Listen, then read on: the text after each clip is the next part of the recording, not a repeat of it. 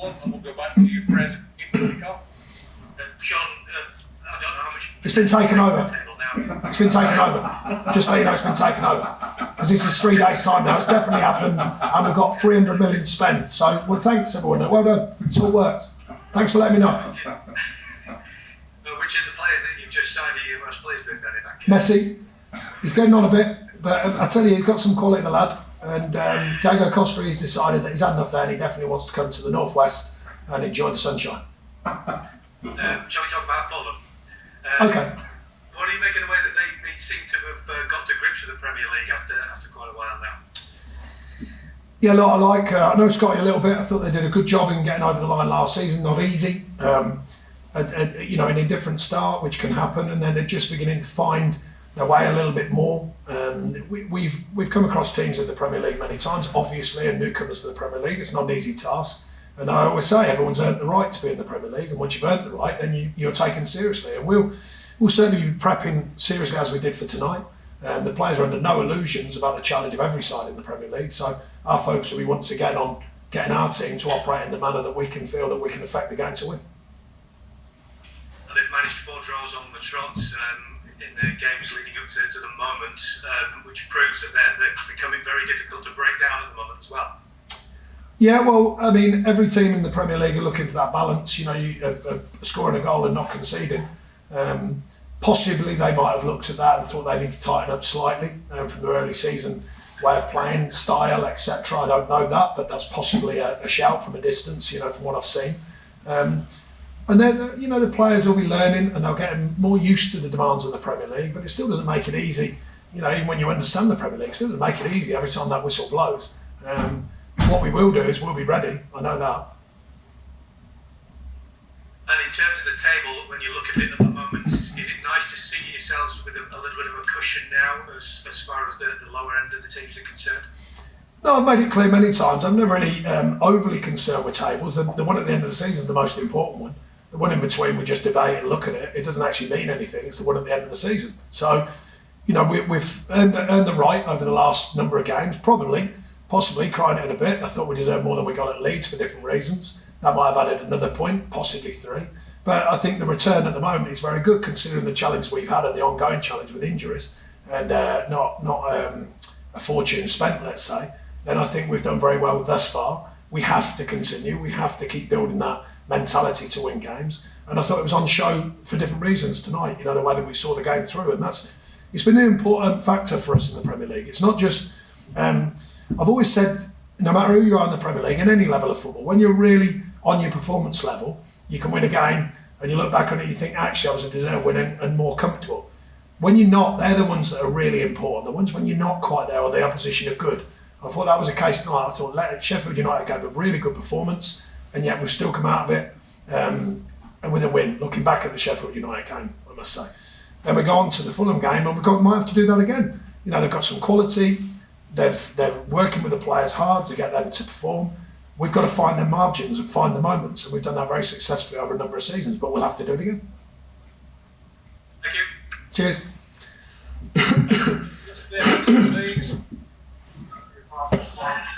Sean, you've got 5 points on Fulham. If you win, you can stretch that to 8. Is that something you can focus on this game, the fact you can put it in distance for you in the bottom 3? No, it doesn't always work like that. The fact is that before the run of games we've had, I think most people didn't have us down for many points at all. When you look back at Everton and Arsenal and the likes of Villa going so well, of course, Wolves, you know, good outfits. I don't think many people had us down for the points that we've got. So there's no guarantee who you're playing. You know, statistically you have a better chance against certain teams than the superpower teams. But you've got to take points where you can in the Premier League. So we don't think Fulham will be any easier. We know we've got to work really hard to get more points on the table. And if you were to stay up, would it be a better achievement if Fulham stayed up, bearing in mind the resources of both clubs? I haven't really thought about it, to be honest. We've had many achievements here. I'll decide the achievement level at the end of the season, that's for sure. Yeah. And do you think, Sean, that you could look up the table rather than down now because it's from the last 8 games of 4 wins, 2 draws, just 2 defeats? No, we'll look at the next game. That's what we've done for a long time here. That's been our mentality because that's the most important one. And with all the injuries we've had this year, even more so, in fact, we've concentrated and focused on the next game, because once that was done, we don't know what the next challenge is.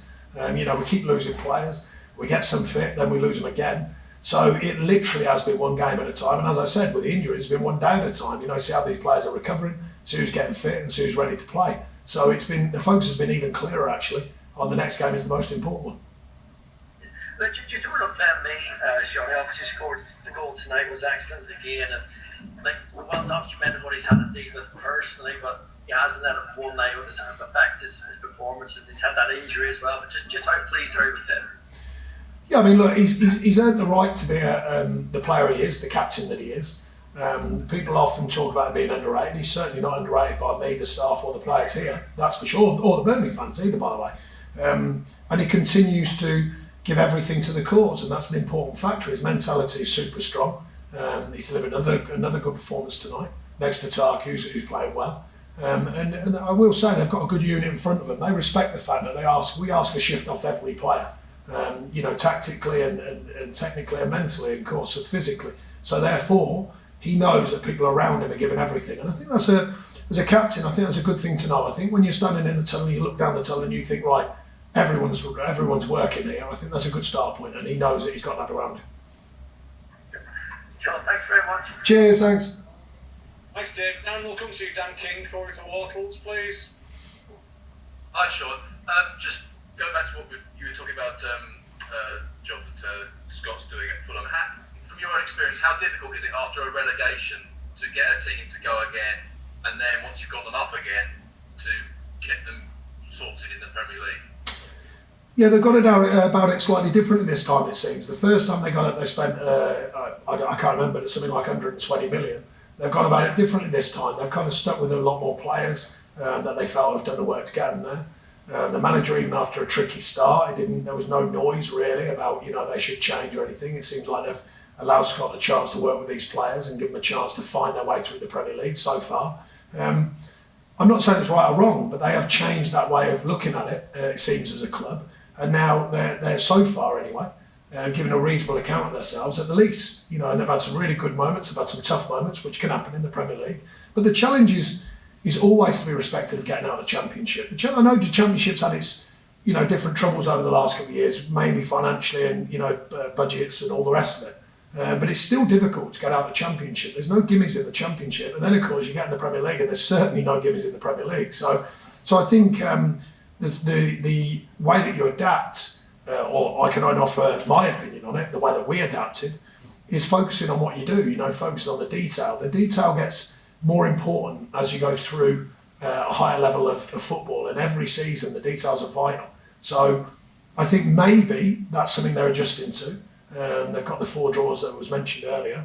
They're finding their feet somewhat, but it's difficult. It's difficult. The season will be difficult for all in the Premier League, and especially in these odd times as well. No stadiums full of people and all the rest of it. So you need the inner motivation of your players and the team as well. And I think that's something that all of us are finding out, not just Scott. I can assure you, we're all finding that out. And just also follow up on David's point about Ben Mee. I know that he says all about the collective, but he's got the unit in front of him. But is it any coincidence that this good run of yours has coincided with him being back in the team, as your captain as well? Well, it's not just Ben. Tarky's been there as well, and Tarky had a toe injury at the beginning of the season and a bit of noise around him, which never makes it that easy. You've had Popey in fine form behind him, varying players around him, when we've had to shuffle the pack. But it's fair to say that he's a very good player, and he's, like I say, he's well respected by myself, the staff, and his fellow players. He's a calm character. He's assertive when he's on the pitch, but he's calm off the pitch. And so just finally for me, you said you've had the injuries, you've had the takeover talk buzzing around, you've had VAR working its magic again, and you've had all against the background of a pandemic. How have you found this season personally? Has it been the most challenging so far? Great fun. It's been a brilliant laugh so far. Fantastic. Loved every minute of it. It's joyous. Bring on some more challenges. So I'm being serious. It's been joyous. It's joking apart. Look, there's a lot of challenges. I try not to cry in. I just try and speak factually about it. Has there been smoother situations at this club in my 8 years? Yes, there has.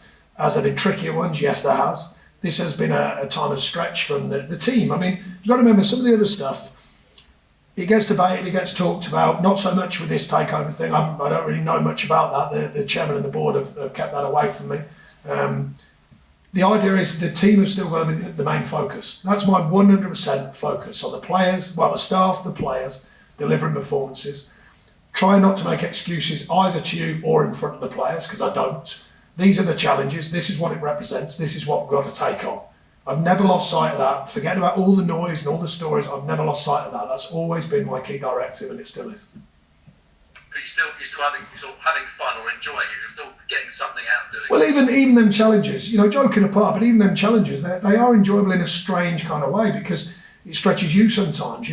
When situations that occur and you have to deal with them, you have to answer to them. It seems like every second of every day now. So these are all things that stretch what you do as a manager. So I think when you look beyond them and you stay focused on the team, which I've done, and stay focused on the work of the staff and the players, and my own, of course, I'm being honest with myself as well, the things I get wrong, the things I do well.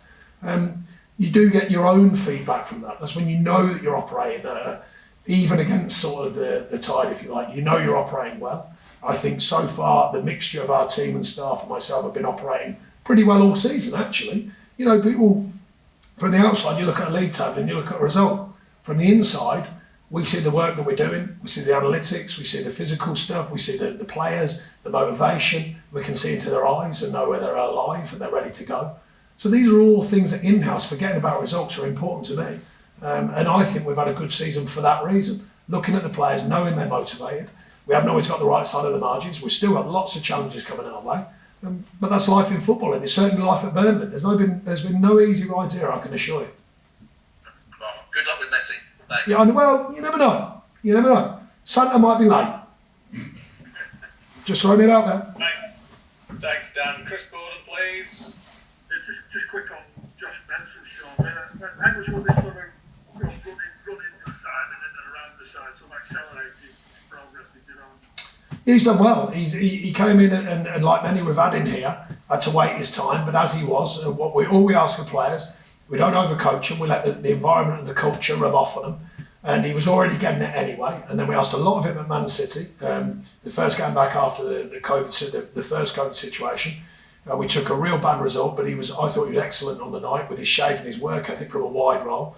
He saved that wide role, and then once he got his chance in the middle, he's been terrific. So, he's another player who's continued to develop outside of the game scene, and then once he's got his chances, really gripped it, and he's doing very, very well.